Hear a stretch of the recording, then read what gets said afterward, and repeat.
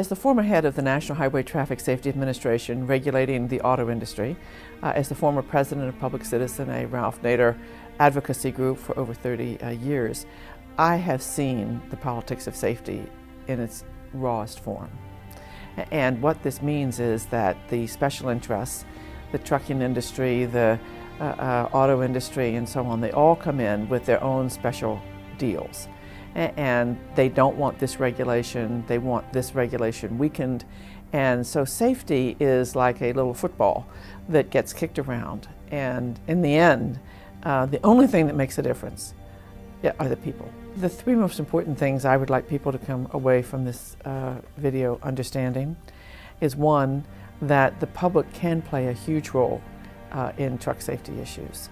And it has. And it should continue to. And one of the best ways is to do it through the Truck Safety Coalition, because the coalition can tell an individual when it's going to make a big difference if they email their member of Congress or call them or go to a town meeting. The second thing is that there's a lot of improvement that can be made to protect people on the public highway. And we shouldn't just listen to the industry saying, well, we're doing the best we can, or this is all that can be done. No, that's not true. There are so many important improvements, and particularly in truck safety, where the regulations have been weak. And the third issue is that the public voice that comes through to members of Congress and to people in the Department of Transportation. You think they're not hearing it, but they don't like being criticized. They really hate being criticized. And so if you write letters to the editor and saying, my governor has, not supported truck safety, and use his name, he does not like his name in the newspaper, and he doesn't like you, an individual who has no special interest, telling him that. And he doesn't like everyone else to learn it. I don't think there's anything more rewarding in life than trying to save other people's lives. And to me, that's the reason I've done this work. Because I know that there are remedies available. I know that they are not that expensive. I know that they're easy to implement, and I know they'll make a difference. The Insider Exclusive analyzed 5 years of federal crash data. We added up the fatalities county by county, road by road during that entire period. And we found that between 3,500 and 5,000 people are killed in truck crashes on our nation's highways every year.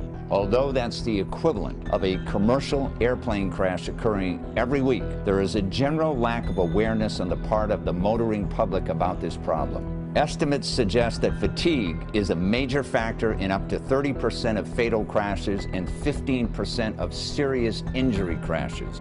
Fatigue also contributes to approximately 25% of insurance losses in the heavy vehicle industry. Driver fatigue is particularly dangerous because one of the symptoms is a decreased ability to judge one's own level of tiredness. Research has shown that not sleeping for more than 17 hours has an effect on driving ability, the equivalent of a blood alcohol concentration of 0.05. Not sleeping for 24 hours has the same effect of having a blood alcohol concentration of 0.10. In the best of conditions, tractor-trailers are dangerous vehicles simply due to their size and weight. The average semi can carry more than 40,000 pounds of cargo, let alone the mass of the truck, fuel, and the trailer. The average passenger vehicle, on the other hand, weighs only 4,000 pounds, a deadly match in any collision. The Federal Motor Carrier Safety Administration is in charge of regulating the commercial trucking industry, including how many hours truck drivers are permitted to operate their vehicles within any given day and week. The Code of Federal Regulations 49 CFR 392 contains mandatory rules regarding fatigue and impairment. Under present federal hours of service regulations, commercial truck drivers are required to follow the 11-hour and 60/70 rules. In this Insider Exclusive Justice in America Network TV special, we interviewed Joan Claybrook, Public Citizens Chair Emeritus, Chair of Citizens for Reliable and Safe Highways, and former head of the National Highway Traffic Safety Administration in the Carter administration. And are on location in Baltimore, Maryland, with Evelyn, Darton, and Mark Darton III, partners at the law offices of Addison Darton, to take you behind The scenes in this new network TV special, Justice in America for Truck Accident Victim. Evelyn and Mark have earned reputations as unyielding trial lawyers who repeatedly represent clients against big companies and the Goliaths of the world, and repeatedly win. They have earned the highest reputation from citizens and lawyers alike as some of the best trial lawyers in Maryland and across the nation. They have built substantial reputations nationwide by consistently winning cases other law firms have turned down. And their amazing courtroom skills and headline-grabbing success rate continue to provide their clients with the results they need and the results they deserve. This is the Insider Exclusive, live from Baltimore, Maryland.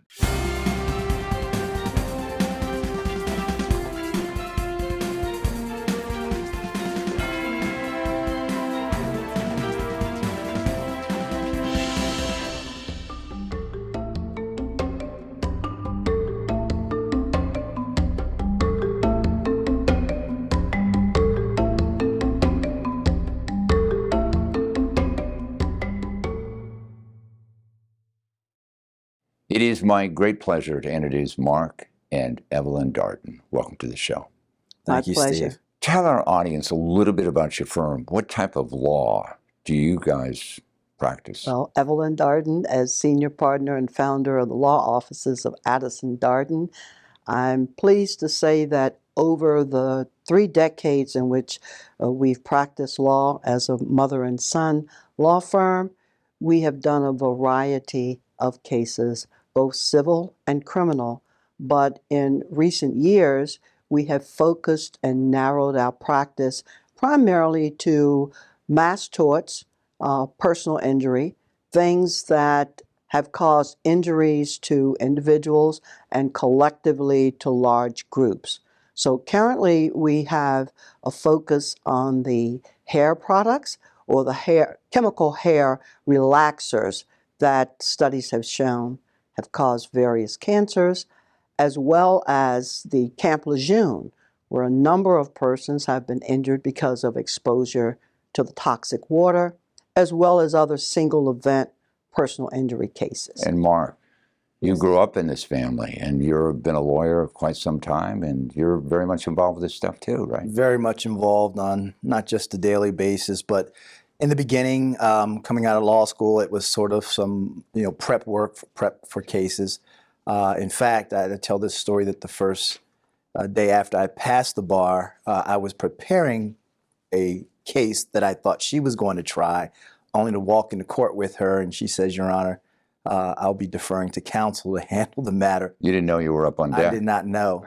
Day one, jury trial, criminal case. It was a little, it was daunting, but I knew I was prepared. I was prepared by one of the best trial attorneys I've known. I think anybody that's worked with her when she was in the state's attorney's office in Baltimore City knows that, as well as anyone who worked with her when she was in the federal office working for EEOC. But as Evelyn said, we see ourselves now, after having so many years of experience in different areas of the law, really trying to bring our forces together to help champion the cause of the everyday man or woman who has been harmed by, we don't want to necessarily identify, but a big business, in the case of Camp Lejeune, the government, where responsibility was shirked for so many years, even after knowing that these toxic chemicals were causing cancers. The same thing with these corporations, with the hair products. And then we've always done personal injury, and we just wanted to focus in on the trucking aspect of it, but we continue to keep our doors open for any type of tort-related personal injury type matter. A lot of people are not aware of the fact that between 3,500 and 5,000 people are killed a year in trucking accidents. And that is the equivalent of one airplane crashing every single week. That's a lot of people. A lot. A lot. When I started first doing a lot of these truck case stories around the country, it has taught me one thing. When I drive down the road and I see an 18-wheeler, I get the heck away from it as soon as possible. And I'll tell you why. Because A, I don't know if the driver's qualified. B, I don't know if he's got 3 sets of books about how long he's been driving, and they're not supposed to be driving more than 11 hours each time, right? And C, I don't know the maintenance of the truck.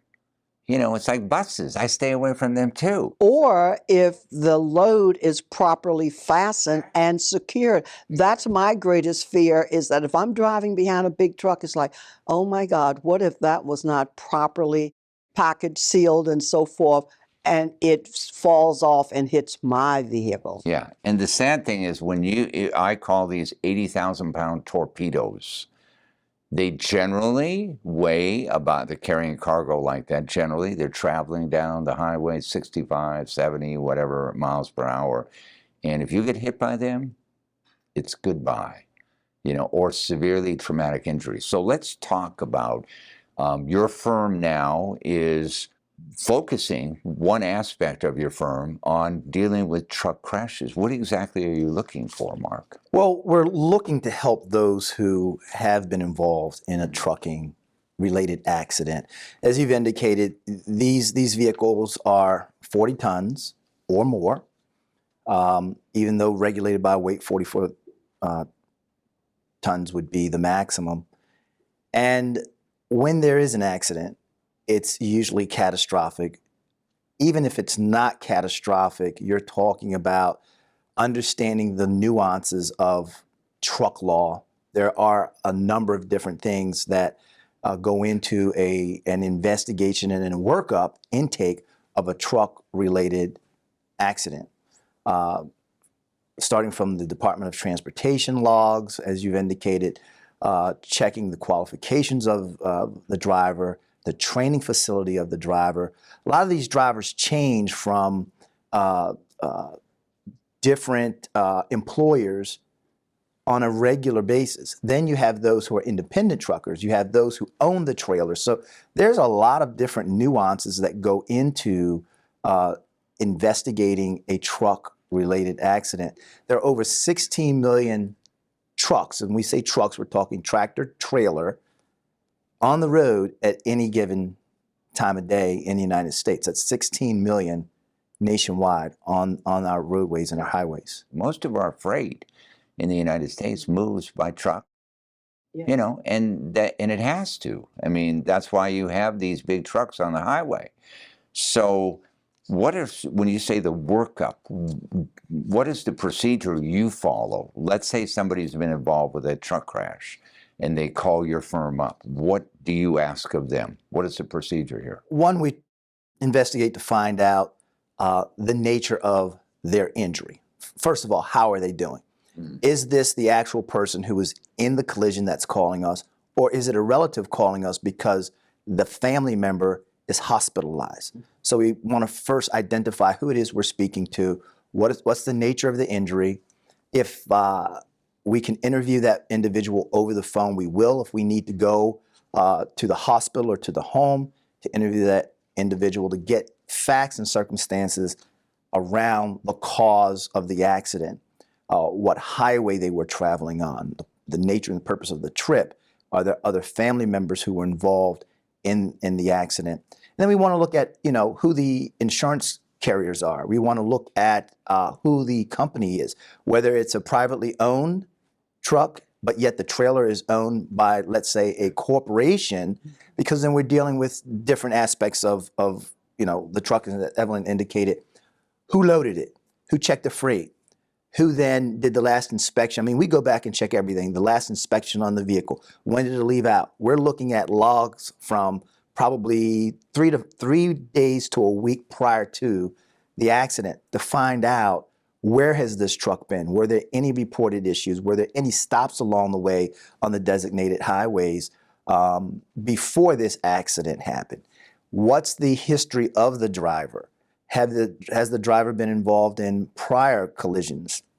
Has the trailer been involved in prior collisions? Because maybe it's a failure of the brakes on the trailer. Have the brakes on the trailer been inspected? So it's all those things that we look at into the workup of the case. We want to look at that case as if that case is going to go to trial. We don't want to miss anything. So on that intake aspect of it, we've got a checklist, a thorough checklist of the things that we're looking for and that we're looking at. And like in many of these cases, when you are in discovery, you're trying to get this information.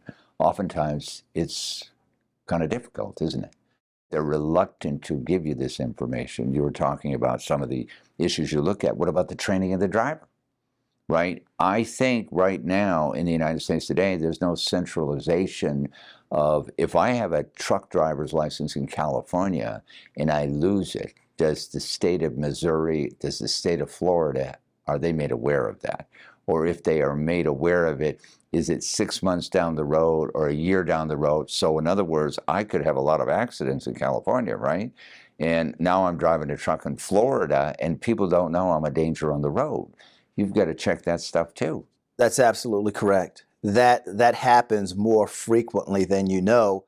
Or, you know, some of the drivers are transient in that it's not uncommon to find that someone's working sort of almost seasonally, given what the weather patterns in our seasons are. That may be driving in the upper part of the country in the summer and then the winter time, driving mainly a southern route from Florida, let's say, to Texas, or from Texas to California, or vice versa. They're going north and south on the coast or the centralized part of the country, sort of moving as you know, not only the freight requires, whether there's growing season in Florida or California, freight needs to be moved. That's not being moved on the trains and needs to come across the highways. Sometimes these states don't have a centralized tie-in where records are made available. There's nothing to voluntarily say that these records need to be posted, nor that the employers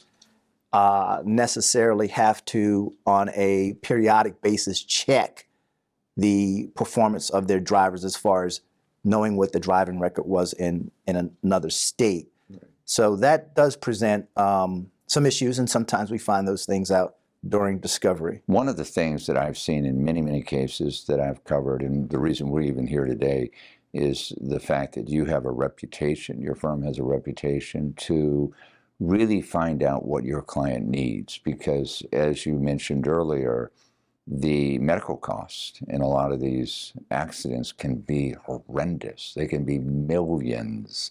The person can be crippled for the rest of their life, and there's a loss of earnings, right?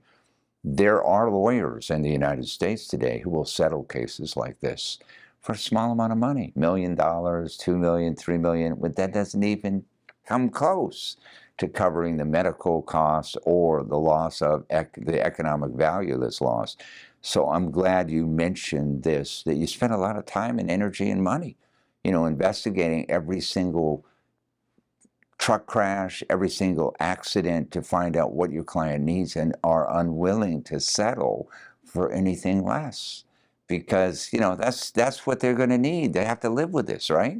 Exactly. And as Mark said, when we investigate these cases from the very beginning, when someone first calls us, again, we listen and we start preparation of these cases as if we are, in fact, going to wind up before a judge or jury. Whereas, you know, others may treat this as, oh, this is a great case and we can settle this in 4 months or 6 months or whatever. We look at this as something we're going to properly prepare so that when the day for trial comes, if we have to get to that point, that we're going to be fully prepared. Another aspect of this that distinguishes us from many attorneys who just happen to take PI cases of any nature is that because truck crash accidents now, as Mark has laid out, all those different factors that are related to it, more and more attorneys who are seriously interested in helping victims of truck accident cases are becoming members of the Truck Accident Academy. And we both are members of the Truck Accident Academy that was co-founded by Joe Freed, one of the leading truck accident attorneys in this country. And he suggested to me that because there are so few women attorneys dealing with truck accident cases that I consider joining an elite subsection of their group, as well as the overall academy, that's known as the mother truckers. It's a very small number of persons, and they have their own specific training academies, and it's a wonderful organization. So when we go into an area of law, we like to go in fully prepared, fully connected with all resources and all tools available to us.